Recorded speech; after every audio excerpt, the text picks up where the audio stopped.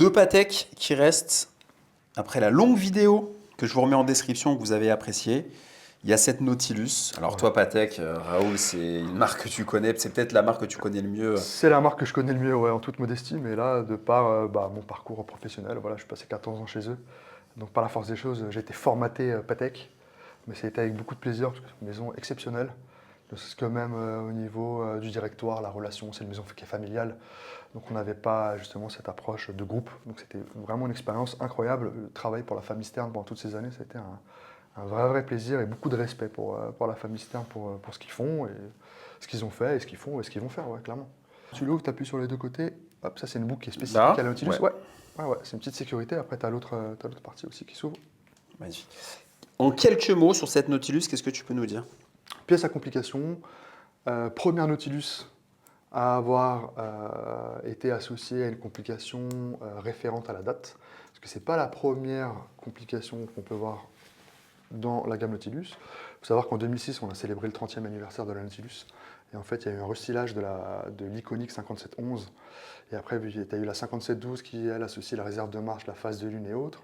Et après, la 5980, avec ce fameux calibre de chronographe manufacturé par la maison, 100% manufacturé par la maison, Incroyable. qu'on retrouve notamment sur la 5960 ici. Et donc là, c'est une pièce qui est en acier, qui est donnée à 40,5 mm de diamètre sur cette C'est pièce-là. bien, là sur mon poignet, Ouais. c'est OK. Après, le bracelet cuir a généralement tendance à affiner la pièce. Donc là, c'est un bracelet qui est en alligator. Le bracelet métal, par exemple, la pièce se veut un peu plus volumineuse en apparence, même si elle reste tout à fait acceptable en termes de proportion. On n'est pas sur des grosses pièces. C'est une montre qui est étanche à 120 mètres. Tu as une couronne qui est vissée. Donc tu as un affichage aussi qui est propre à Patek Philippe en termes de présentation, de disposition, ce qu'on appelle le T-display, donc le T-display, ce qu'on retrouvait dans les montres, notamment sur le marché américain dans les années 50. Et donc là, tu vas avoir ce double guichet en ligne dans la partie supérieure du cadran. Il faut savoir que Patek Philippe, après, dans le temps passé, on va dire, vous aviez la possibilité de personnalisation de pièces au niveau des disques par rapport au marché. Donc il y avait des disques en anglais, en allemand, en italien, en espagnol et autres. Là, après, ils ont arrêté depuis de nombreuses années, ils ont tout mis en anglais de façon générique, beaucoup plus facile. Même par exemple, au niveau du service client, un client qui avait des disques en italien, qui voulait déposer sa pièce aux US, si on avait besoin de changer des fournitures, il fallait recommander, etc. C'est quelle année que Patek a fait le switch sur Oh, livre? ça fait plusieurs années, parce que je Dizaine dirais d'années, même avant 2000. D'accord, avant 2000, ok. Ouais, je dirais même avant 2000 ou peut-être en 2000. Moi, je suis arrivé en 2006, chez Patek 2007 même. C'était déjà pratiquement, tout était en anglais, pratiquement. Et donc là, tu vas avoir aussi, donc comme j'ai dit précédemment, dans ce double affichage en ligne, dans la partie supérieure du cadran, le jour de la semaine suivi de l'indication du mois, et dans la partie inférieure, donc associé au compteur de 24 heures, puisque dans la partie en fait qui présente la phase de lune, c'est pas un second fuseau horaire. Il y avait beaucoup de personnes qui me disaient ah, c'est un deuxième fuseau horaire, mais non, c'est un indicateur de 24 heures, donc un indicateur jour-nuit, et tu vas avoir un petit guichet donc à 6 heures pour l'indication de la date. Et pour la complication, breveté par Patek Philippe en 96, donc brevet déposé pour la complication de quantième manuel. Et en fait, c'est une roue, on va dire à l'intérieur, qui a 5 épaulements. Et donc en fait, tu as un doigt palpeur qui vient sur cette roue-là. Et quand justement ce doigt se retrouve dans cet épaulement-là, ça indique à la montre que c'est à moins de 30 jours. Et donc c'est un système qui va permettre d'indiquer, ou du moins de vous indiquer par le biais de la date, les mois de 30 jours, les mois de 31 jours. Par exemple, sur les Audemars qu'on avait présenté tout à l'heure, c'est un quantième dit simple. Donc 5 fois par an, les mois de 30 jours va passer du 30 au 31. C'est à toi de la passer au premier du mois suivant, donc au premier du mois suivant, tout simplement. Alors que là, si la montre ne s'arrête pas, puisque tu as tout de même une réserve de marche, une montre mécanique, et si la montre ne s'arrête pas, elle passe du 30 au premier du mois suivant toute seule. Le phénomène de changement de date se fait sur un créneau dans la nuit, en général, jusqu'à entre minuit et 2 heures du matin. Intéressant. Et qu'est-ce que tu peux nous dire sur la deuxième? Et ça, c'est la même complication horlogère, donc dans une présentation différente, toujours un quantième manuel. Je vais la mettre, tiens. Là, c'est un boîtier qui est un peu plus important, il fait 40,5 mm de diamètre. Alors là, tu as un petit de réflexion. On va se mettre par là. Tiens, on va se mettre pas à contre-jour, ce sera mieux. Ouais. Super. Ouais, ici, l'éclairage, il est pas, il est, Pas ouf, hein? on a du mal à se rendre Ouais, faut qu'on compte l'ait bien. ouais, Sinon, véritablement du cadran gris, parce que là, justement, c'est l'association qui est très belle entre l'or rose et le cadran gris. Hmm. Et donc là, on a un côté plus classique, on va dire avec le chrono, avec la présentation du moins esthétique, avec ses poussoirs, avec ses lignes aussi, avec ses lunettes concaves.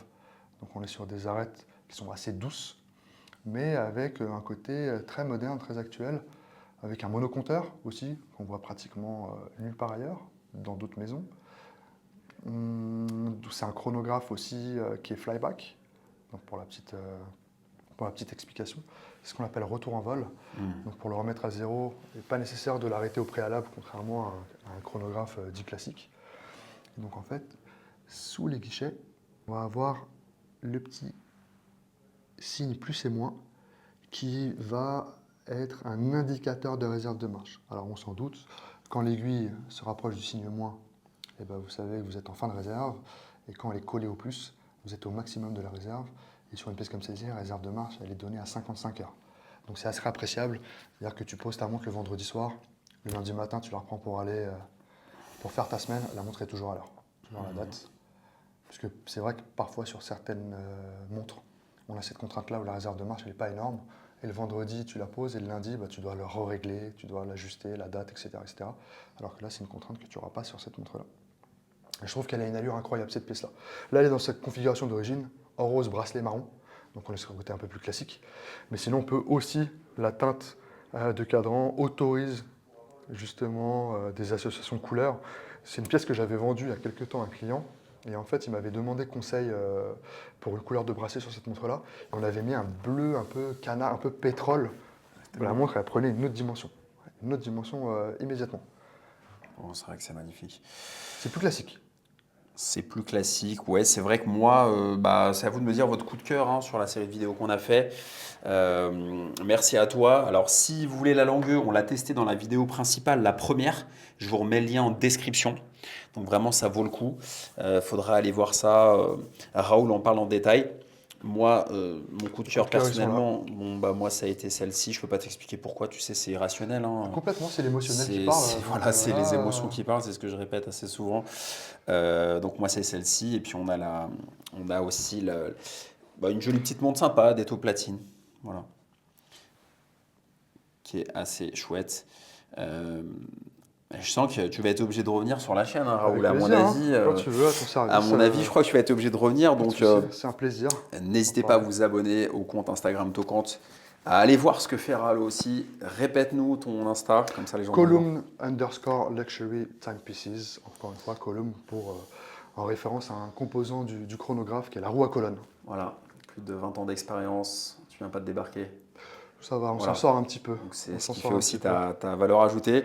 Merci beaucoup pour cette vidéo et les précédentes. C'était la dernière de la session. On a essayé des Patek, Rolex, Langueux, Audemars. On a essayé pas mal de choses, ouais. Des maisons différentes. Franchement, On a ce tout. matin, tu m'as fait Ouais. plaisir. J'espère qu'on a pu vous faire plaisir aussi. Et puis, dites-nous en commentaire si Raoul doit revenir. Et je vous dis à très bientôt pour d'autres vidéos. Salut!